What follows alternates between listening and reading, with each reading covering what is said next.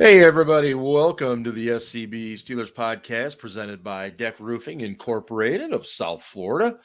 It's been a little while since the Steelers have played, a week to be 100% accurate on that. They played the Thursday night Week 14 game, got down 29-0, rallied, and nearly made history.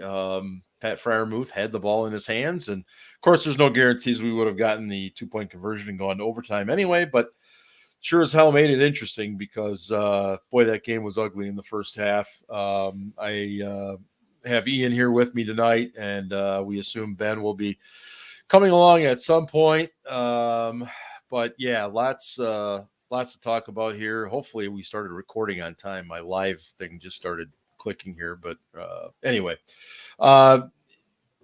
Ian, where do we even begin with this team? 6-1 now. I think most people are pretty much under the premise that they've got to win minimum 3 out of the last 4, if not 4 out of 4. What the hell's going on?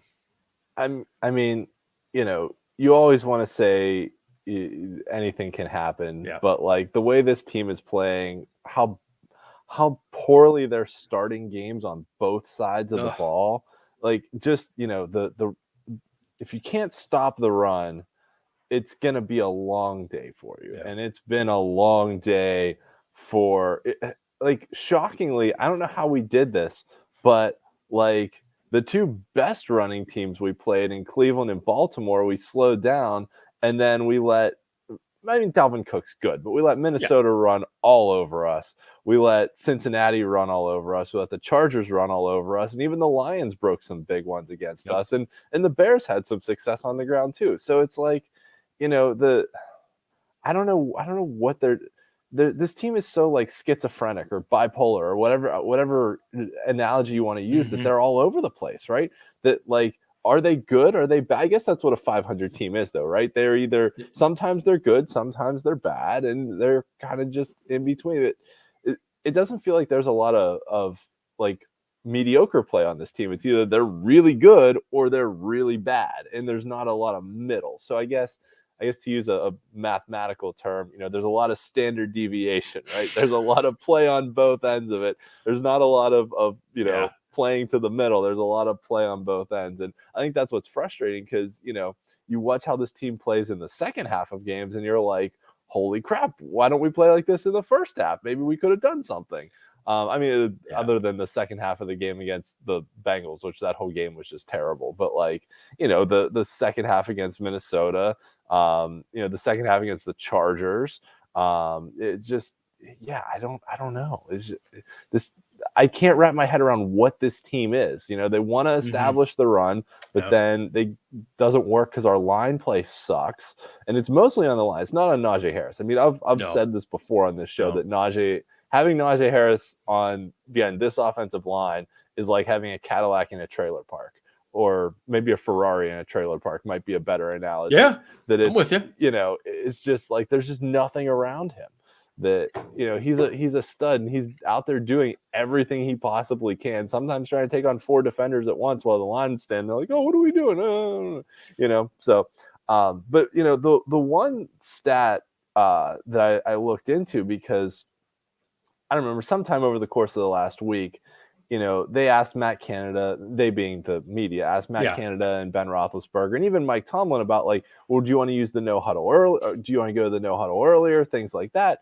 And, one of the things they said was, the beginning of the games, those first like 15 plays that they kind of script out, that a lot of that is sort of gathering information, that you want to run a bunch of different formations, of different sets, just to try and see how the defense is going to line up. So that then later in the game, if you go back to that formation, you're like, okay, the defense is lined up this way. We think we can exploit this. Even if you lined up and ran the ball the first time, you saw the defense was lined up, you can throw it the second time if you saw the safety cheating or something like that. So I went and looked at the last 4 games, because Ben didn't play against Detroit, so I threw that one out. But the last 4 games, the Chargers, the Bengals, the Ravens, the Vikings. Right. When did we run our 15th play of the game? Only once against the Chargers do we actually run it in the first quarter.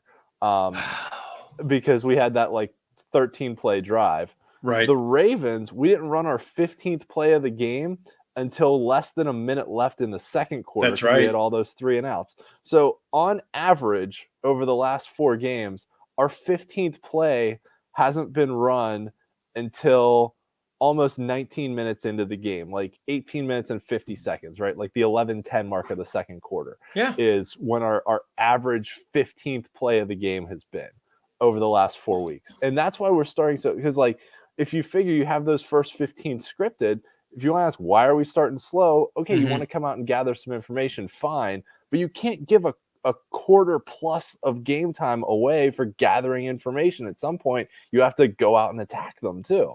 It's like the U.S. military trying to gather information on a nuclear strike, but the strike is like 2 seconds from hitting. I mean that's what it feels like at times, because we saw us get behind quickly against Minnesota. We saw it with Cincinnati, and this whole gathering information thing. And to boot, the defense is playing like shit too. Early in these games, and Dalvin Cook, very good running back. I mean, God, that could have been Dane Cook. It could have been Ron Cook. I mean, it could have been any Cook running through those holes. Have you ever seen Pittsburgh defenses get gashed the way they did Thursday night? Oh my God, it was maddening. And I mean, I was happy to see Minkah like so fired up. Yes, some emotion. Like, what the hell are you guys doing in front of him? Like, there's only so much he can do playing 30 yards off the ball from a free safety position. Oh my God. He's like, okay, I'm your leading tackler because none of the 10 guys in front of me are making a tackle. And it's like, I have no idea where the linebackers are. I mean, okay, I understand if they're bringing in an extra tackle, plus a fullback that the Vikings use and the Ravens use, and some of the other teams use, right? So you bring in an extra tackle. Both Minnesota and Detroit did that to put 2 actual offensive linemen on TJ Watt, which apparently is a good strategy now. And then plus a tight end, a fullback. 4 down linemen aren't going to be able to stop a running play when you have 8 blockers or 7 blockers, right? It's probably not going to happen, especially when you're running those wide zones. What's not helping is on Dalvin Cook's like 29-yard touchdown run, that there was only 1 guy even in the screen with him when 3 Steelers defenders attack the same gap. Like, if you want to play gap discipline defense like they did against Baltimore, you can't have 3 defenders attacking the same gap because he just cuts it back, and then you saw what happened. Right? Like, it's just it's execution and discipline and knowing your assignments. It's both sides of the ball, right? You can say the same thing about the offensive line. Right? Like, why is Trey Turner standing there and letting 2 defensive linemen run past him and hoping that Najee Harris can block both of them somehow, and that Ben won't get destroyed? Like, it's. Did you happen to see Trey Essex comment on that? That he almost threw his TV through the wall? Or it was Derek who does work for us, and he does some stuff for SI too, and he was tweeting some of that stuff, and that's when Trey Essex, the former Steelers guard, chimed in on it, and he was about ready to die himself. And if you go back over to the defensive side, you talk about Baltimore, and it's like, how was it we were able to fit gaps so well? And then we come back against the Vikings, and it's like we have no idea what we're doing. I don't know. That's the part that drives me crazy. It's like, I can understand if mano a mano you get beat. That happens. Or even 2-on-1, right? Because they're double teaming TJ and they're double teaming Cam. So like those, I understand, even if you're a Pro Bowl all-pro player, you get double teamed. It's not easy to fight off 2 guys at once. No, it's not. And, and I wrote this week about Cam a little bit, and I'm starting to realize that he's unfortunately going to join that list of great Steelers that maybe never gets a Super Bowl or Super Bowl title at the very, very least. He's arguably playing his best season. Now, he's not necessarily statistically But look at the double teams this poor guy's dealing with on a case-by-case basis. It's incredible. The fuck you guys talking about? I'd like to welcome this asshole into the program. Ben has dropped in. Apparently he's done pumping iron. And we were just talking about the just this sheer madness that is how the Steelers 1 week can look decent against like a Browns running attack or a Ravens running attack, and then we see what we saw last week against the Vikings. And well, they weren't that solid against the Ravens. They just kept Lamar Jackson in check.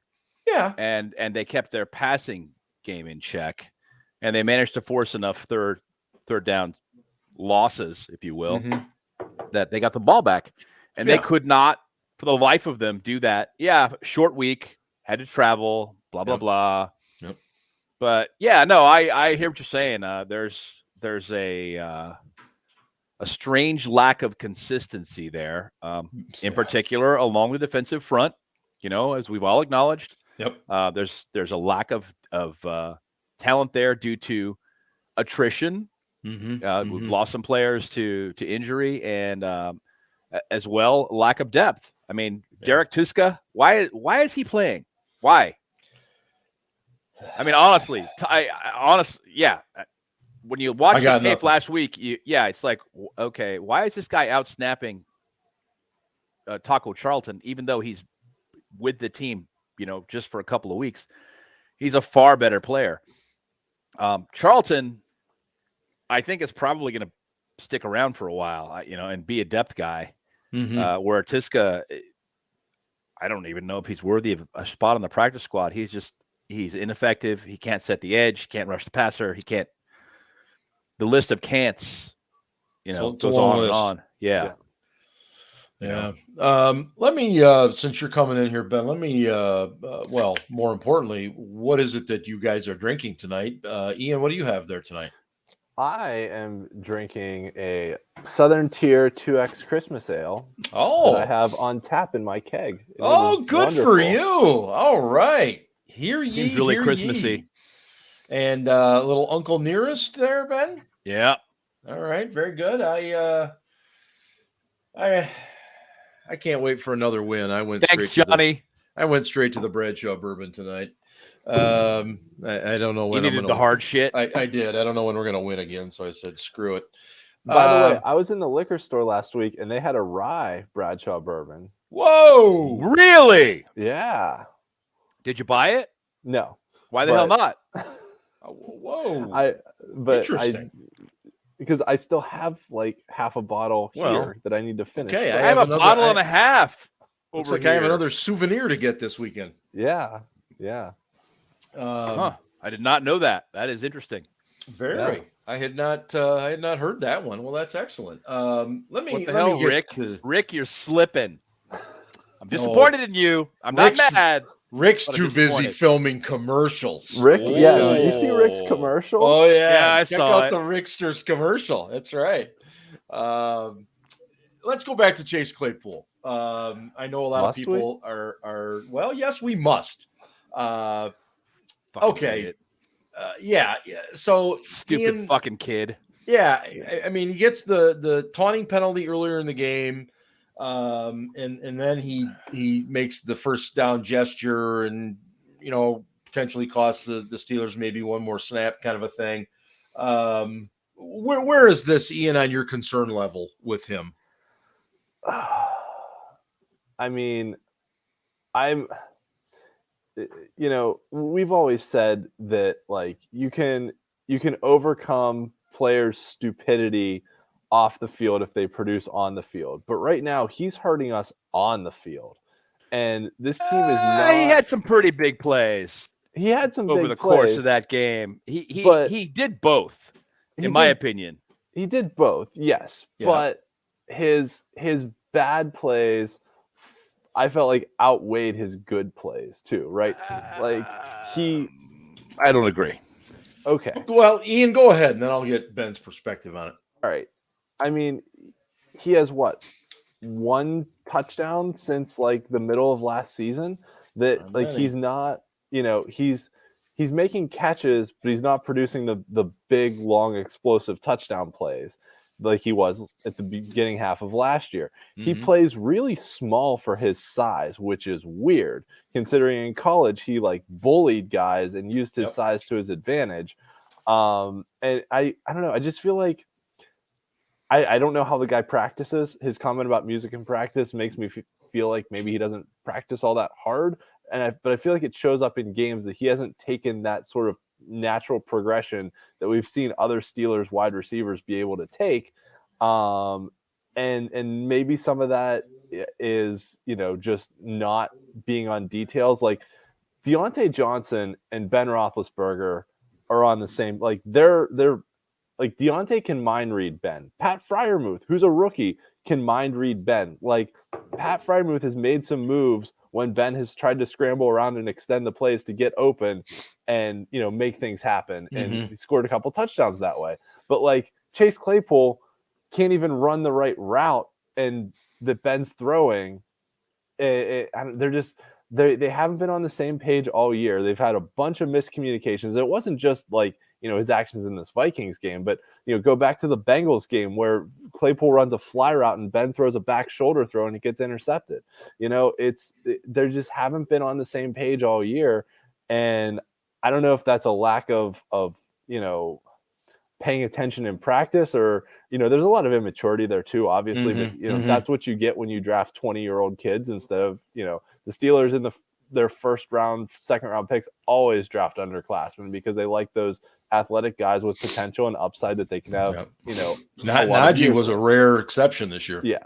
So, well, he's a running back anyway. I mean, right. He goes around for 5 years. So yeah, probably differences to make. Fuck it. The athletic upside is still there with Claypool. I just feel like he's not, I don't want to say he's not trying. He's just not executing.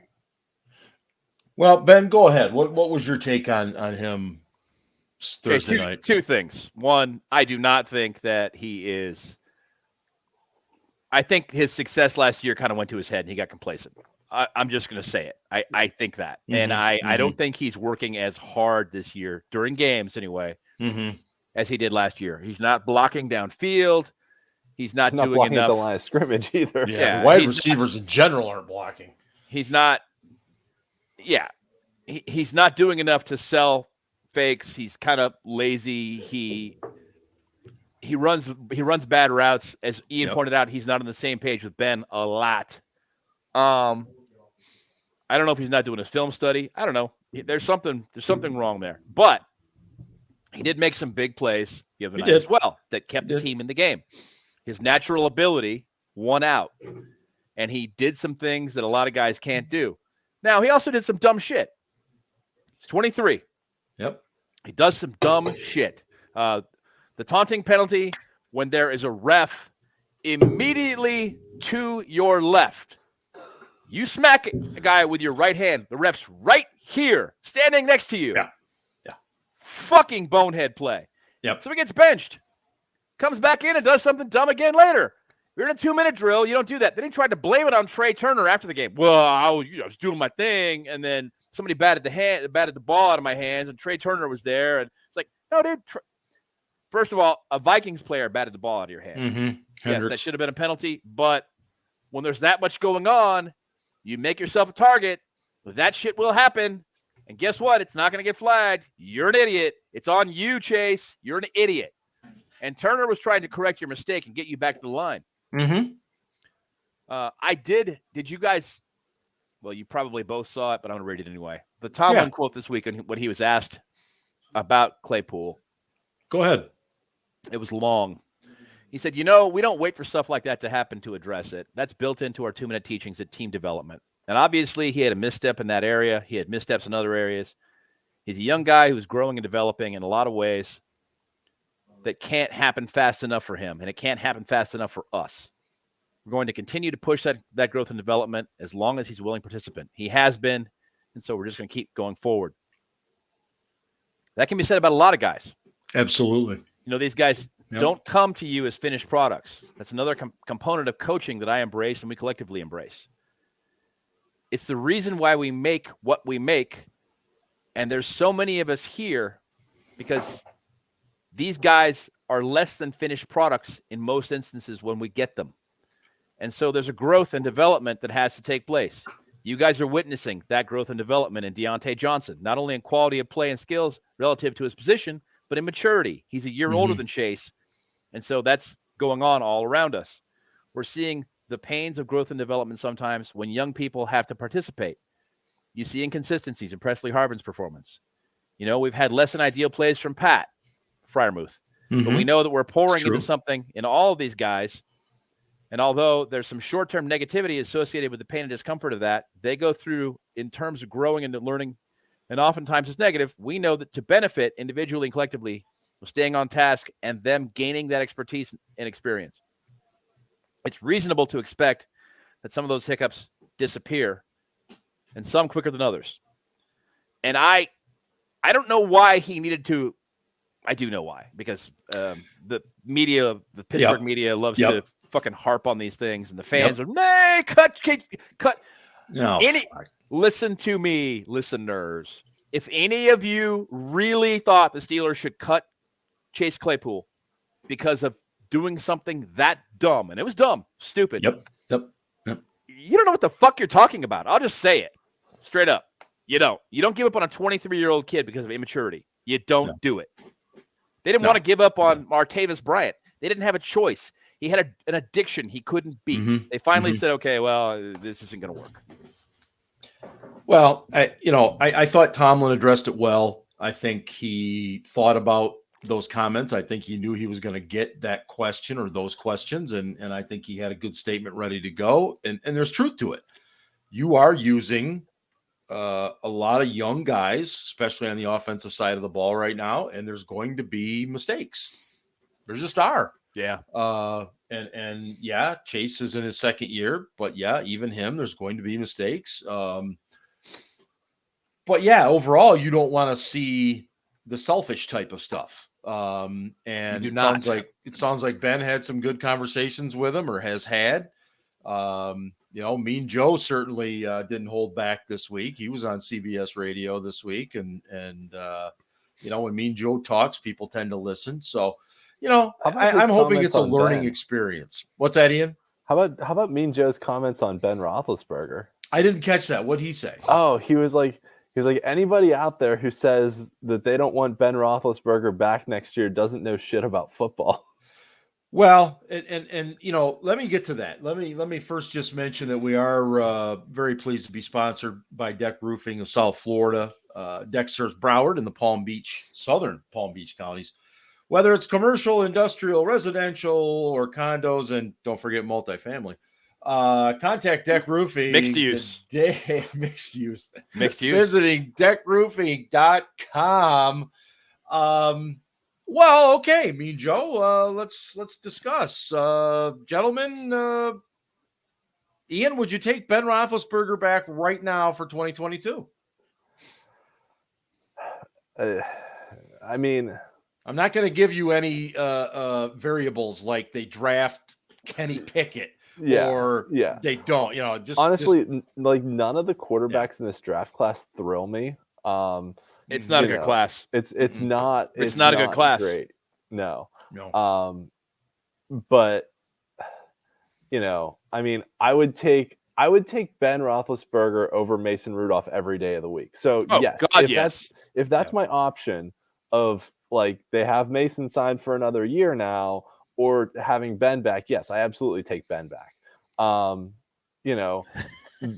That said, apparently Aaron Rodgers has this strange fascination with Pittsburgh that he's on Pat McAfee's show wearing like Pittsburgh Twitter personality t-shirts every week. Like he did it again this week. I don't know if you caught that.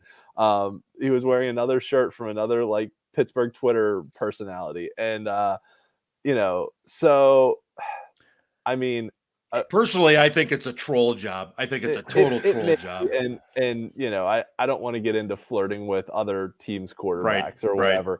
Right. And I'll be honest here. I would not trade for Aaron Rodgers. I know he has years left on his contract. The only way I would even consider Aaron Rodgers would be if he basically forces his way out of Green Bay into a situation where Green Bay cuts him and then he's on the free agent market. But beyond that, I mean, I would. So you wouldn't give up multiple first-round picks for a 38-year-old quarterback? No, absolutely not. Why not? No. Why not, Ian? I mean, what if you get a Super Bowl out of it? Isn't that worth it? What if? What if? This team's not going to win a Super Bowl. I agree. And I think the whole premise that if you just add a quarterback and you're suddenly a Super Bowl team is fucking stupid. Yep. Aaron Rodgers has had one of the best offenses in the NFL for as long as he's played there as a starter. He's got one ring. And only been to one. He's only been to one Super Bowl too. And those championships are really elusive, folks. Okay, you need a complete team, all three phases, and the Steelers are not ready to compete. They're not. No. Sorry. I love them, but they're not. Same thing with Russell Wilson. Why in the hell would that guy, who hasn't had a decent offensive line in years, why would he want to come to Pittsburgh? Because the arrow's up in Pittsburgh and it's down in Seattle. That's why. It is, but my God. I love it because I live in the Pacific Northwest and Seahawks fans are a bunch of fucking whiners. So I think it's fantastic. Oh, sure. In that perspective, absolutely. I get that. So Ben, would Wilson have no trade clause though? Wouldn't he have to waive that for? He does have a no trade clause, so he can control it. But honestly, any of these premier players can control where they're going to go, because all they've got to do is just say, "I'm not showing up. You can trade me there, but I'm not going. I'm not going to work with them on a contract extension. I'm not going to work with them on anything." So I mean, basically, if you force me to go there, I'll play for a year and I'm walking out. I'm not going to hang out, and I'm not going to be happy when I'm there. So probably shouldn't trade for me. Just saying. Other than Deshaun Watson, who might go to jail, and then he has no. You're right. He has no control over where he goes. You know, that guy's a tremendous talent, but would you want him in Pittsburgh? Absolutely not. No. Me either. No. I agree. I agree. It's just there's just too much baggage there. Yeah. Wilson. So Ben, what would Wilson, you do? I would consider Wilson. I absolutely would consider Wilson. Oh, sure. Depending on what it cost. Well, and the difference with Wilson too is he's 31. So I mean, there's some more playable years there. Okay, still he's 5 years younger than Rodgers. Yeah, right? Exactly. So you get more seasons out of it. So you get something. Would I keep Ben next year? I agree with Ian. If the choice is Ben or Mason, I'm taking Ben every day. Yeah. If it were up to me, I would cut Mason Rudolph at the end of the season and sign a different backup. I'm done. He's had 4 years and 10 starts. Mariota. He's had 4 years. He's had 10 starts. He's not an NFL starter. He's not. Period. No, the end. I don't think he's well suited for this offensive scheme. No. But then again, I don't think Ben is well suited for this offensive scheme. I don't think he is at all. That's part of the problem. Right. You know, it isn't just that though. The offensive line is terrible. Oh, they're so bad. We know that. They need an infusion of talent. The fact that I was talking to people this week. I was like, if they had just done like a mid-tier tackle, like a Kelvin Beachum, bring him back, put him in left tackle. Yep. Okay. Yep. Let Chooks and Banner duke it out for the right tackle spot over here. Draft Creed Humphrey instead of Pratt Freiermuth. Yes, I just said it. Take care of your lines.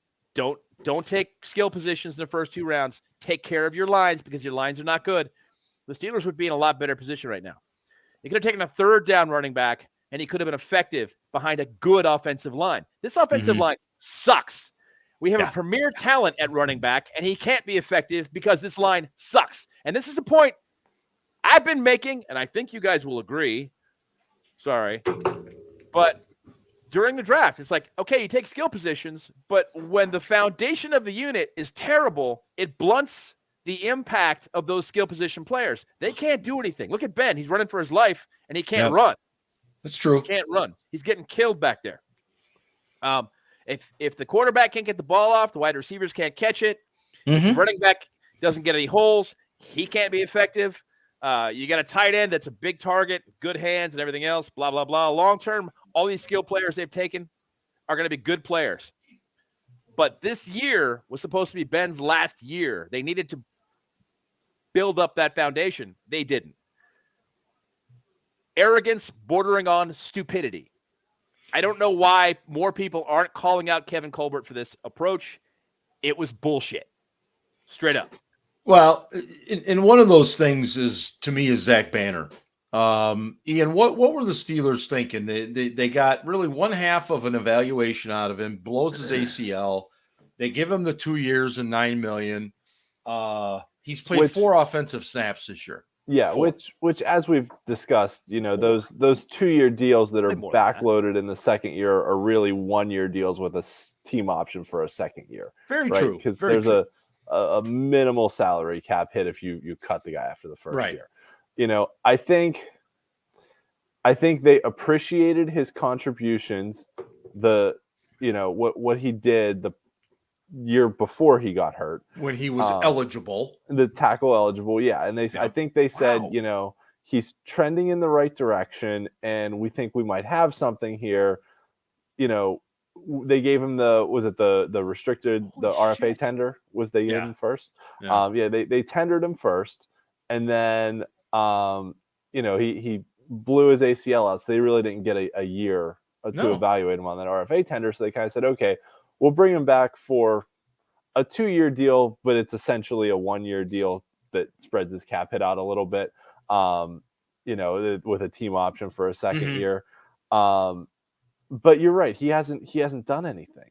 And I think I said during the draft that my worst case scenario for this team was that they were going to be like, oh yeah, we've got Banner and Chooks at tackle and whatever else, and we'll be fine. Granted, David DeCastro retiring, I think, threw a wrench into everything. It did. And Trey Turner, even now, is nowhere near as good as even an injured David DeCastro was last year. I agree. And Kendrick Green is just getting the shit kicked out of him every week. He doesn't know how to use his hands yet. And I am terrified of this matchup with him against Isaiah Simmons this week, because he's going to get his ass kicked. He's going to get his ass kicked, and we're not going to be able to do anything. Interior pressure ruins offenses. He needs a whole year of being taught how to use his hands at center. Yeah. And, this is what we've been talking about. I mean, long term, he's going to be fine, in my opinion. He's got the strength. He's got the agility. Yeah, long term. But short term, he can't use his hands. No.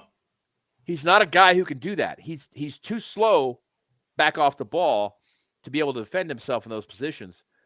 And, I mean, even a guy like Montravius Adams would hand him his – Well, I think he's got a lot on his plate, and I'm not trying to make excuses for him. I think he's trying to do a lot of things, and he's trying to do them the best that he can. But there are situations where it's a technique thing. The hand thing is a problem. But then the other part of it too is you look at some of the film, and my God, he doesn't touch anybody on pass blocking. Yeah, it could be even run blocking. There's times when he starts advancing, there's nobody there. Yeah, because he's unclear about where he's supposed to go. I think part of that is he touches people like a turnstile touches people. Part of that is coaching. I'm sorry. Part of that is coaching, and I blame Adrian Clem and Chris Morgan because our guys are blocking no one in the Minnesota game. They're standing there forming a pocket. A guy runs past them. Nobody even looks at him. They're like, oh, that's somebody else's guy. I got the guy over here. Well, I got the guy over here. Well, the guy who runs between the two of you, who's blocking him? The fuck is wrong with you? Yeah. And then Ben gets killed, and nobody even helps him up. No. I don't understand that for the life of me. I don't. You know, the one guy who did it better than anybody else was John LeGlue.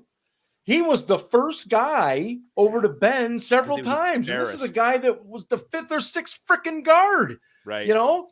It's like I feel like we're teaching these guys how to walk and talk, let alone by the play way, offensive Mark line. Was right. Banner has only played 4 snaps. Yeah. And 17 special teams snaps. That's it. I thought he played more than that because of the Moore injury. But he hasn't. No, it's mind-boggling. I'll say this about Dan Moore. He has some really bad reps, but he's got some good reps too. Dan Moore, I think eventually is going to be a good tackle. Too. I think he is. It sucks that he got thrown in as early as he did. Oh yeah. Because he would have been respectable in a year or two if they'd let him develop as a player before they just threw him into the fray. But sometimes that's just kind of luck of the draw. That's what happens, and you got to do what you got to do. And he's learning on the job. Although remember too, back in the preseason, I think we all said, because of how bad Chooks was playing at left tackle in the preseason, we all said, like, at some point, is it worth throwing Dan Moore in there and just saying, like, hey, he's gonna learn on the job, he's gonna have some bad reps, but at least you're building something for the future because Chooks ain't it.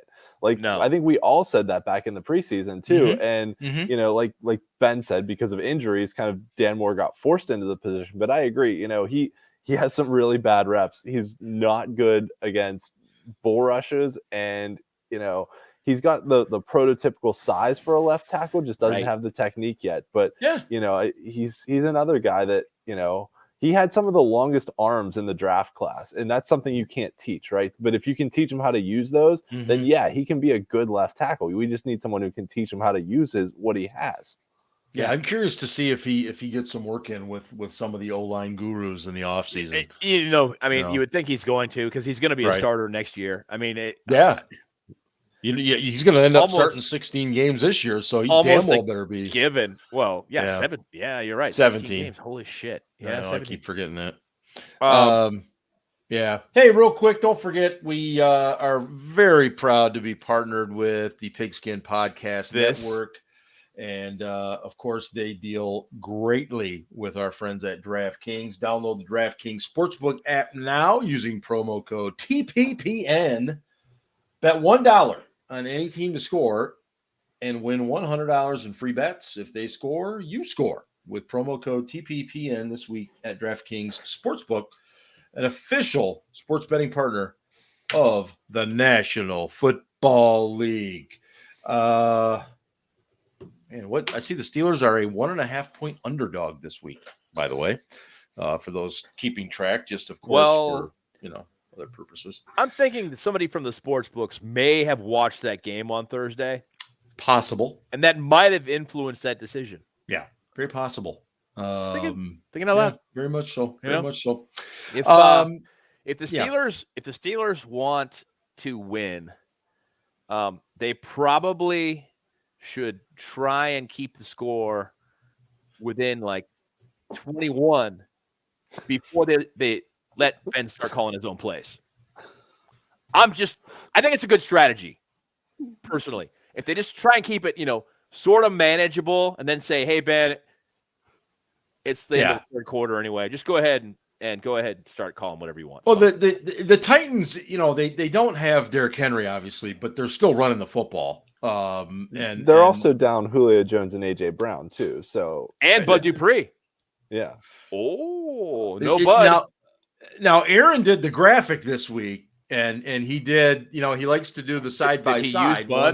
He used Bud and he used TJ, and I did. I laughed at him. Messed up because Bud's on injured reserve. Well, is he? I thought he was coming back this week. Maybe. I think he's out for a while. Okay. It would have been fun, as much shit as I gave Bud those early years. I really appreciated what he did for. I agree with you, and he hasn't done dick this season. No, he hasn't. But he did a lot when he was in the Berg, and he got the big contract. And I think what's probably going to happen is he's going to stay there as long as it takes to pay out his guarantees, and then out he goes. Yeah, more than likely. Defensively, I mean. It sounds like they could get Robert Spillane back this week. I'm going to have to check his status tomorrow with practice. But do you want him? Well, it's like, okay. Butler's talking about how happy he is to be getting the physical Robert Spillane back. Right. It's like, well, yeah, but you have to actually run to the ball carrier before you can be physical. Mm-hmm. And Spillane doesn't really run very well. No, or cover very well. I mean, But Devin Bush isn't very physical, so right. But he does a lot of olays. If there is a run going through, let's just say the A or the B gap, all right, and Spillane is lined up inside, he's good. It's all good. It's going outside. No, he's not. Yeah. If he's got to chase somebody in coverage, no, he's not good. No, I don't know why. Honestly, I don't know why he's still on the team. Buddy Johnson, who's behind him, if it were me, since we were having the conversation before about Moore, I would play him over Spillane to develop him so he gets better, so that next year he can be an effective player. Especially if they lose this week. They lose this week. Yeah. Robert Spillane gotta get these kids in there. Is at his ceiling. This is as good as he's ever going to be, and he's not good. He ain't. I don't know why he gets as many reps as he does. Well, I think he does because he more often than not knows what he's supposed to do. Whereas I don't know that I can say the same every time for Schobert and for Bush. Now, knowing what to do is one thing. Being able to make plays is another. I think they have to let Bush kind of work his way through this. And I don't know how long that's going to take because it needs to get worked through quickly. But, Ian and I were kind of talking before you jumped on, Ben, that, Minka was playing like 20 yards deep. I mean, and making all the tackles. Oh, my God. At one point, I thought he was lining up and that was embarrassing. Dakota. When Ryan Clark called him a fifth linebacker, he's right. Yeah. That was ridiculous. That was embarrassing. After the third or fourth tackle, when he got up and started screaming, I was like, why are you yelling? The guy just gained 16 yards. And then I looked at him. I'm like, oh, you're pissed. Yeah, he was good. Yeah, he was yelling at his own guys. Why don't you yell at your teammates to get into the fucking game? Yeah. I think that's what he was doing. I think you're right. I think that's exactly what he was doing. And I can't say I blame him because that was some bullshit. Yeah. Yeah. And it didn't help, obviously, that TJ entered less than 100% and didn't play. And then, of course, you had Highsmith go out. And we were an absolute shell of what we normally would be on offense. So, Bud Dupree has been designated to return from injury. Yeah. A Bud Dupree sighting this week. Maybe. That gives him 3 weeks, though, doesn't it, if he was on IR? Oh, that's true. Yeah. Yeah, they have 21 days. They could activate him on Saturday. Basically, what that means is he's practicing this week, but they have 21 days to do it. You're right. Yep. Ian, what do you have any sort of opinion on what the hell's going on with Stephon Tuitt? I don't know. There's just, They're not going to tell us. I don't know. No, it's not going to come out anytime during the season. I don't know that it comes out after the season. It's tough. We miss him though. Oh my God. A lot. Oh my God. I mean, Cam Hayward is busting his tail. Cam's having a great season despite all that. I can't believe it. I could not appreciate Cam Hayward more than I do this year. But my goodness, think of maybe how much better he could be if Stephon Tuitt was in that lineup every week. God. So actually, I have a question, something I've been mulling over in my head, and I meant to bring this up in Slack, but I forgot about it. So I'm going to bring it up now, live on the podcast. Do it. Is Cam Hayward the best defensive lineman we've had since Joe Green? Aaron Smith.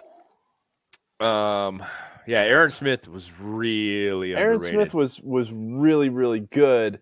Aaron Smith was almost impossible to block. Yeah, the way Aaron Smith could two-gap was phenomenal. Yeah. Aaron Smith was really smart. He knew what the blocking scheme was before the snap, almost always. Yeah. And he never got washed out. He would already be countering it before they even tried it. And you couldn't run him. You couldn't run on him. He was the antithesis of, Chris Wormley, who is very easy to run on. He is. He's become a pretty good pass rusher. God bless him. But he cannot control the line of scrimmage to save his life. Smith was the only guy I was thinking when Ian asked that question. Joel Steed. What about Casey? Well, Casey was so primarily a nose. I mean, the one thing with Hayward, Casey early in his season could run. Very early in his career. Like run from the table back to the buffet line? No. Casey, before he got to 350, when he was a young player, he could run. When he was, in the 310, 320 range, Casey could run. When he came out of Texas. Yeah. And he could run some guys down. And then he got later in the game. Okay. Mike Tomlin becomes coach. Shows up for camp. He wouldn't even run the conditioning drills. Tells Casey, you're out of shape. Well, I get in shape over the course of camp. Well, you're not going to participate in practice till you get your ass in shape. So you're going on PUP list. Start running. And that was Casey's introduction to Coach Tomlin. It was. There were a lot of guys that did not like Tomlin his first year as a coach. No. Big switch from Cowher. But again, everybody sings that same old tune about he's a player's coach. He's too good too nice to these guys. He wasn't then. He sure as hell wasn't. I mean, all kinds of different rules. Those guys were like, this is bullshit. They were used to Bill Cowher, who was a player's coach. All the players loved him. Yeah. So the one thing I'll say to kind of close that conversation is that Aaron Smith was a fabulous run defender. I mean, but he never had more than 8 sacks in a season, whereas Cam Hayward has had a 12 sack season, a 9 sack season, an 8 sack season, a 7.5 sack season. But Cam for a long time couldn't displace Ziggy Hood. Well, I think some of that was, I guess the first 2 years, right? That they had Ziggy and Brett Kiesel starting. Years. No, his third year, Cam started 13 games. So it was really his first 2 years. Okay. Yeah. I think there's something to be said for a guy that develops into something too, though. I think Hayward probably was a very nice. Before Hayward became the starter, that he should have been playing over Hood, and had no idea why he wasn't, because Hood was awful. The Steelers, for their part, they felt like he was a strong, experienced player, and they wanted him there. He was one of the strongest players that's ever played for the team, and couldn't do shit. And I think basically it probably just had to do with balance. He just wasn't. He played in the middle of the guy. Ziggy could never play on a guy's shoulder. That was his problem. He played in the middle of a lineman, and he got blocked every time because he never figured out how to play off a guy's shoulder and play in a gap. Almost as if it was a technique type thing. Yeah. I mean, I don't know how better to describe it, but like he was always locked up straight on a guy. He was never halfway on. You know what I mean? He went to Washington when he left, and he went into a one gap 43, and he played better. He did. He wasn't a lot better, but he was better. Never reached his first round potential, if you will. No. But he was better. Now Cam, I mean, that was a great first round pick. Yeah, that's what a first round pick should be. The guy should be a foundational type player, a guy who gets a second and third contract, even. Even a Lawrence Timmons, that was a good first round pick. A guy who gives you 5 years and then gets another contract on top of that, and then plays it out. That's a good first round pick. It's why I don't agree with taking running backs in the first round, because if you do take Najee Harris and give him a second contract, how effective is he going to be? Look at what Mike Tomlin has done to running backs. Oh, shit. Willie Parker. Yeah. Le'Veon Bell. I mean, Najee's already up there in terms of total touches. Yeah, no, he's going to lead all the rookies in touches. Yep. He might lead the league in touches. Yeah, he might lead the league in touches, exactly, as a rook. It's just not. It ain't good. And the guys that come out of Alabama, they've already got a lot of miles on them because they do. Saban does the same fucking thing. Yeah, runs the wheels off. Ian, what do you got for this week? Got the Titans coming in. They lead the AFC South. I think, what do they have, a 1-game lead over the Colts right now? Yeah, which is shocking. Actually, Najee's already leading the league in total touches. 2 games. They have a 2-game lead. Over the lead. Okay. Over the Colts. Yeah. But what do you? And they're reeling. The Titans have gone 1-2 in their last 3 games. Well, and that one win was a 20-0 win over Jacksonville, which was really not impressive if you talk to the Tennessee people. Urban Meyer, he's a heck of a coach. Oh wait, he just got fired, didn't he? You know what? Let's see. It's like Brandon says. That was kind of a low shot. You shouldn't kick a man when he's down. That's true. Yeah, that's a little shout out to the Rap God. Rap God has been on top of it lately, and by the way, glad to hear Brandon's okay. He had a little fender bender the other day, but he's fine. His delivery truck not so much, but big shout out to the Rap God there. So Ian, what's your prediction for this weekend? I'm gonna say, I'm gonna say Steelers 24-23. Holy jeez. Another heart attack. It's fantastic. We're not going to blow them out. It's going to be close, right? Like Ryan Tannehill's going to make some plays on third down with his feet, and we're all going to be pissed off about it. They're going to, we haven't stopped anyone running the ball, so I'll be shocked if, even though Tennessee's line is really good, their offensive line is, other than very solid. Cleveland, Tennessee might have the best line in the league. The way they come off the ball and just blow guys off, like God. You think we can hold them on to 175 yards rushing? That'd be nice, wouldn't it?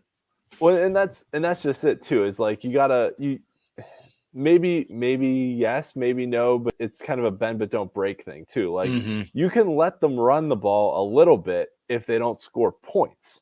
But if they start scoring points on you, then you're screwed. Yeah. Well, like I was saying, keep it within 21, and then they go ahead. Well, that's and go ahead late in the game and let Ben call his own plays. So don't you've got 24-23. Ben, what do you got then? Yeah. So they're going to move the ball. They're going to kick a lot of field goals, and Ben's going to lead us back at the end and score a couple touchdowns, and we'll win. Okay. I love it. Ben, what do you got? I think that the Steelers are going to beat the Titans. Yeah. And they're going to beat the Chiefs. Whoa, whoa. Hang on. And then they're going to lose to the Browns and lose to the Ravens and go 8-1. And we're all going to be furious. Apoplectic. Wow. So I'm preparing myself emotionally for this process, which I believe is going to take place. Ian will laugh and make it even worse. I will say social media and make it worse. I'm going to say Ben gets this will be his sixth fourth quarter win if he gets one this week. Fourth quarter game-winning drive. 6, one season. This week. That's awesome. Steelers 23, Titans 20. Ah, shit. Yeah, that's what I had too. I had 23-20. I think we're going to find a way. I think we'll play inspired. Going to find a way next week too. Couple days off. And then we're gonna be like, yeah, they're gonna go out undefeated, and then they're gonna shit the bed. Our pre-Christmas show, looking ahead to the Kansas City game. Hi, kids. Yeah. Hi, children. Santa's watching. All you kids out there in podcast land, don't be like me. No, don't. Jesus. No, Ben gets coal every year. Shit. What else? Hey, make sure you check out the website, steelcityblitz.com. We are on Twitter at SCBlitz. We are on Facebook, Steel City Blitz. Yeah. I got one of those fucking Santa hats. I'm gonna wear it next week. You should. I've got one. I just got to dig it out. We should all wear them. They're great hats. We'll all wear them. They're not. Yes, they are. They're dumb. See, I'd wear it like this, but I wouldn't wear it like out. My wife hates it when I wear it out. I wear it out. I don't care. Really? I wear it. Yeah. I mean, on game day, I wear it. Oh well. Yeah. I've worn it. I've worn this to the games. Yeah. Huh. Well, the pre-Christmas game coming up, so we'll Yeah. see. All right, everybody. Thanks once again for tuning in. All You have been listening to the SCB Steelers Podcast, presented by DEK Roofing Incorporated of South Florida. And hey, go Steelers! Ravens suck. Oh, yes, they do.